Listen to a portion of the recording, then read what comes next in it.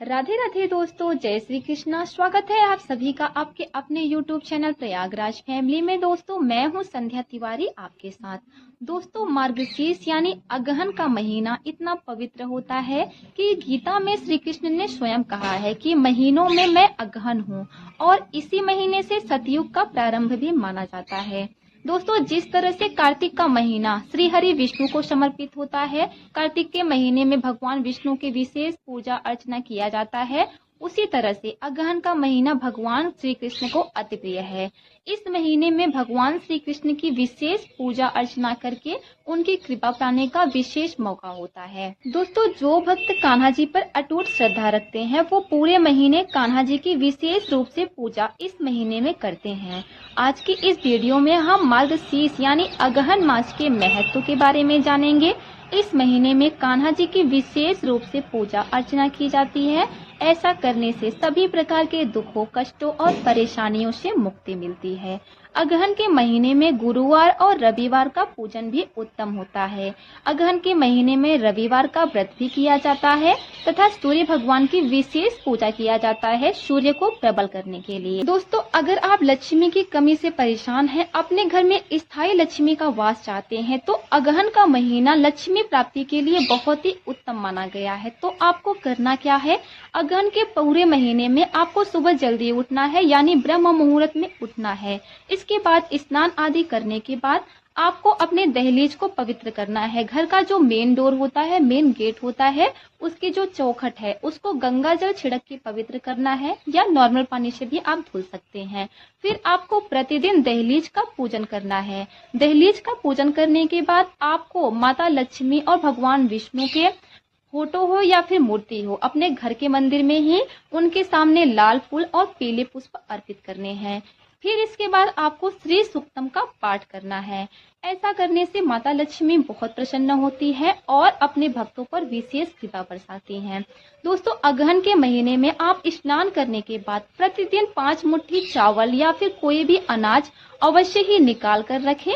अब 5 मुट्ठी चावल आप किसको ध्यान देंगे, तो आपको रोज निकाल के रखते जाना है। फिर जब अगहन की पूर्णिमा तिथि आएगी उस दिन आपको सारे ही अनाज को ले जाकर किसी भी मतलब जरूरतमंद हो गया या फिर किसी भी गरीब को दान देना है। ऐसे करने से जो भी बुरे नक्षत्र होते हैं, बुरी ग्रह दशा होते हैं, वो सब सुधरने लगते हैं। नजर दोष होता है, ये सारी चीजें समाप्त हो जाती हैं। दोस्तों अगर आपके घर में कोई बच्चा है जिसका पढ़ाई में मन नहीं लगता है, सिर्फ खेलने कूदने में मन लगता है, पढ़ाई से वो दूर भागता है, तो उस बच्चे से भी आपको यह टोटका अवश्य ही करवाना चाहिए।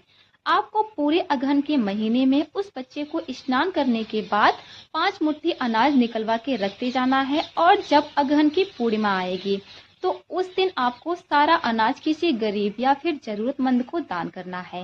ऐसा करने से आप स्वयं देखेंगे कि बच्चे के जो ग्रह नक्षत्र होंगे वो सुधर जाएंगे और उसका मन पढ़ाई में और अच्छी चीजों के प्रति लगने लगेगा। जिस तरह से कार्तिक महीने का कुछ विशेष नियम होता है, भगवान विष्णु की विशेष पूजा अर्चना की जाती है, उसी तरह से अगहन मास का भी कुछ विशेष नियम होता है। यह नियम बहुत ही आसान है, तो अगर आप इन नियमों का पालन करना चाहते हैं तो सबसे पहले आपको जीरे का त्याग करना होगा, यानी कि अपने भोजन में किसी भी प्रकार से जीरे का इस्तेमाल आपको नहीं करना चाहिए। और दूसरा, इस महीने में निंदा, चुगली आदि चीजों से दूर रहना चाहिए। ना ही किसी की निंदा करनी चाहिए और ना ही सुननी चाहिए। अगर आपसे गलती से भी ऐसा हुआ है तो ओम कृष्णाय नमः, ओम दामोदराय नमः, इस मंत्र का आपको जाप करना है। ऐसा करने से पाप जो होते हैं वो कट जाते हैं। दूसरा, भगवान श्री कृष्ण की पूजा में आपको तुलसी की मंजरी अवश्य ही अर्पित करनी चाहिए। और जो भी आप, अगर वैसे तो कुछ लोग पूरे महीने व्रत रखते हैं, अगर आप रखना चाहें तो रख सकते हैं, अगर नहीं भी रखना चाहें तो भी आप इन नियमों का पालन कर सकते हैं। तो आपको क्या करना है, जो भी आप खाएंगे, मतलब जो भी आप भोजन करेंगे, उसको सबसे पहले श्री कृष्ण यानी कान्हा जी को अर्पित करना है। फिर वही प्रसाद रूप से आपको ग्रहण करना है। अब यह भोजन आपको शुद्ध और सात्विक बनाना है, यानी कि बिना लहसुन प्याज का होना चाहिए यह भोजन। तो इस तरह से आप नियमों का पालन कर सकते हैं। और लड्डू गोपाल को सबसे पहले क्या करेंगे, पूजन में पंचामृत से स्नान कराना है, फिर गंगा जल से स्नान कराना है। इसके बाद लड्डू गोपाल को स्वच्छ और नए वस्त्र धारण करवाना है। वस्त्र के बाद आपको उनको सुगंधित पुष्प आदि समर्पित करने हैं, टीका लगाना है और धूप दीप आदि से उनका पूजन करना है। फिर इसके बाद अगर संभव है तो आप माखन और मिश्री का भोग लगाकर तुलसी दल अर्पित करें। इस तरह से कान्हा जी की सुबह शाम पूजा करनी है। और दोस्तों अगर संभव है तो इस पूरे महीने आपको गीता का पाठ करना चाहिए। अगर आप गीता का पाठ किसी कारणवश नहीं कर पाते हैं तो YouTube चैनल के माध्यम से भी आप गीता का पाठ सुन सकते हैं। जैसा कि आप जानते हैं, अगहन का महीना भगवान श्री कृष्ण की कृपा पाने का विशेष मौका होता है। तो इस महीने में आपको गौवे की सेवा करनी चाहिए। जैसे गौ और बछड़े जो होते हैं वो कान्हा जी को बहुत पसंद हैं। तो अगर आप इस महीने में गौ की सेवा करेंगे, जैसे गौ को स्नान कराएंगे, उनको चारा देंगे, इस तरह से करते हैं तो श्री कृष्ण बहुत प्रसन्न होते हैं। अगर आपके पास गौ नहीं है तो आप गौशाला में जाकर कुछ न कुछ गौओं के लिए दान करें, हरा चारा दान करें। इस तरह से श्री कृष्ण भगवान बहुत ही प्रसन्न होते हैं। दोस्तों मार्गशीर्ष महीने में विशेष रूप से संतान प्राप्ति की कामना से भी लड्डू गोपाल की पूजा की जाती है। भगवान श्री कृष्ण की कृपा से जिन्हें संतान सुख नहीं मिला है उन्हें संतान सुख भी मिलता है। इसके लिए आपको नियम से लड्डू गोपाल का पूजन करना होता है और संतान गोपाल मंत्र का जाप करना होता है। इस जाप के बाद माखन मिश्री का और तुलसी दल का भोग अर्पित करना चाहिए।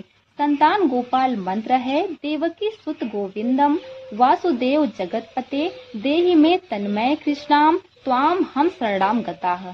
इस मंत्र का जाप आपको भगवान श्री कृष्ण की मूर्ति के सामने एक आसन बिछाकर वहीं पर बैठकर करना चाहिए और श्रद्धा और विश्वास के साथ अगर आप इस मंत्र का जाप करेंगे तो जिन लोगों को संतान सुख नहीं मिला है, भगवान श्री कृष्ण की कृपा से लड्डू गोपाल जैसा ही संतान उनको अवश्य ही प्राप्त होता है। यह महीना इतना पवित्र होता है कि अगर जो लोग विवाह के इच्छुक लोग हैं, अगर वो विवाह की कामना से भगवान श्री कृष्ण की पूजा करते हैं तो उन्हें भी विवाह में आने वाली सारी परेशानियां से मुक्ति मिलती है और उनका विवाह भी जल्दी हो जाता है और मन चाहे जीवन साथी के साथ। मार्गशीर्ष के महीने में यानी कि अगहन के महीने में रात्रि में चंद्र देवता का दर्शन करके उनकी भी पूजा करनी चाहिए। अगर आप एक महीने तक ऐसा नहीं कर सकते हैं तो विशेष दिनों में जैसे कि पूर्णिमा तिथि पर और जैसे कि शुक्ल पक्ष के दिनों में आप ऐसा अवश्य ही करिएगा। ऐसा करने से अगर आपकी कुंडली में चंद्र दोष है तो वो समाप्त होता है। और इस महीने में सफेद चीजों का दान करना चाहिए। सफेद चीजों का दान करने से बहुत ही उत्तम फलों की प्राप्ति होती है। जैसा कि आप जानते हैं, मार्गशीर्ष यानी अगहन का महीना श्री कृष्ण को समर्पित होता है, तो इस महीने में मोर पंख घर में लाना बहुत ही उत्तम होता है। दोस्तों, अगर आपकी जो भी कामना है उस कामना को मन में रख के श्री लड्डू गोपाल का आप सुबह शाम पूजन करेंगे श्रद्धा और विश्वास के साथ, तो जो भी आपकी कामना है वो अवश्य ही पूर्ण होगी। दोस्तों, अगर संभव है तो इस महीने में आप वृंदावन और गोकुल मथुरा जाके श्री कृष्ण के दर्शन भी कर सकते हैं। यह बहुत ही उत्तम माना जाता है। अगर संभव हो तो किसी पवित्र नदी में इस महीने में स्नान भी कर सकते हैं। यह भी बहुत ही अच्छा माना जाता है। तो दोस्तों, ये है अगहन महीने की संपूर्ण जानकारी है। अगर आपको वीडियो थोड़ी सी भी अच्छी लगी हो तो वीडियो को लाइक और शेयर अवश्य ही करिएगा। मिलते हैं अगली वीडियो में। धन्यवाद। राधे राधे।